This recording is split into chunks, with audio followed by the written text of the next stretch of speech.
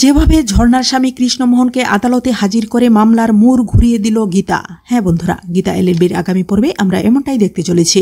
সঞ্জয় হত্যা মামলায় গীতার বিরুদ্ধে তার বাবা লড়ছে দেখে মুখার্জি পরিবারের কয়েকজন যখন গীতার পরিবারকে বিদ্রুপ করছিল, তখন অগ্নিজিৎ সবাইকে নিষেধ করে গীতাকে এই ব্যাপারে আর কিছু না বলতে। গীতাকে অগ্নিজিৎ বলে, তুমি লড়াইটা ছেড়ে দিও না, তাহলে আমার জেল হয়ে যাবে। গীতা অগ্নিজিৎকে কথা দেয় যে সে থাকতে তার কখনো জেল হতে পারে না। অগ্নিজিৎ মুখার্জি যখন গণেশ গাঙ্গুলিকে ফোন করে বলে কেন সে এই কেসটাই নিজের মেয়ের বিরুদ্ধে লড়তে যাচ্ছে, তখন গণেশবাবু উল্টো গীতাকে সরে যাওয়ার জন্য বলে। গণেশবাবু অগ্নিজিৎ মুখার্জিকে বলে সাহস থাকলে সে নিজেই যেন তার সাথে লড়ে, কারণ অগ্নিজিৎকে হারিয়ে তিনি কোর্টে সবার সামনে তাকে অপমানের প্রতিশোধ নিতে চান।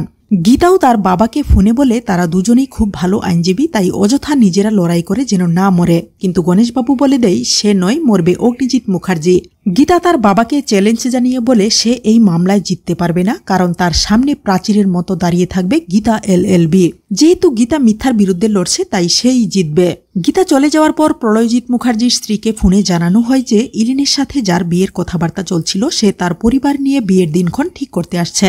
সবাই যখন বরের নাম জানতে চায় তখন বলা হয় তার নাম কৃষ্ণমোহন সমাদ্দার। গীতা যখন জানতে পারে ইলিনের সাথে যার বিয়ের কথা হচ্ছে নিশ্চয়ই সে ঝর্ণা চৌধুরীর আগের স্বামী কৃষ্ণমোহন সমাদ্দার, যাকে সে খুঁজছে, কারণ তাকে কোর্টে হাজির করতে পারলেই সঞ্জয় হত্যা মামলার মোড় ঘুরে যাবে।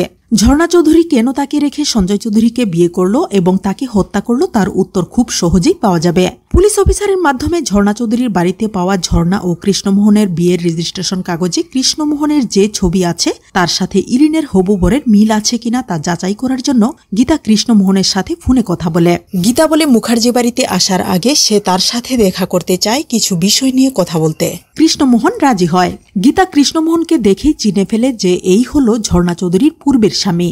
গীতা বলে আপনি যদি মুখার্জি বাড়ির জামাই হতে চান তাহলে আমি যা বলি আপনাকে তা শুনতে হবে। কৃষ্ণমোহন সবকিছু গীতাকে খুলে বলে এবং বলে যে ঝর্ণা চৌধুরীর সমস্ত কুকীর্তি সে আদালতের সামনে বলতে প্রস্তুত। এরপর শুনানিতে যখন কৃষ্ণমোহনকে নিয়ে হাজির হয় গীতা, তখন চমকে যায় ধীমান, গণেশবাবু, বিজন সহ সবাই। তো বন্ধুরা, তোমরা তো এটাই চাও, এভাবেই যেন গীতা ফাঁসিয়ে দিতে পারে ধীমান এবং ঝর্ণাকে। জানিয়ে দাও কমেন্ট করে।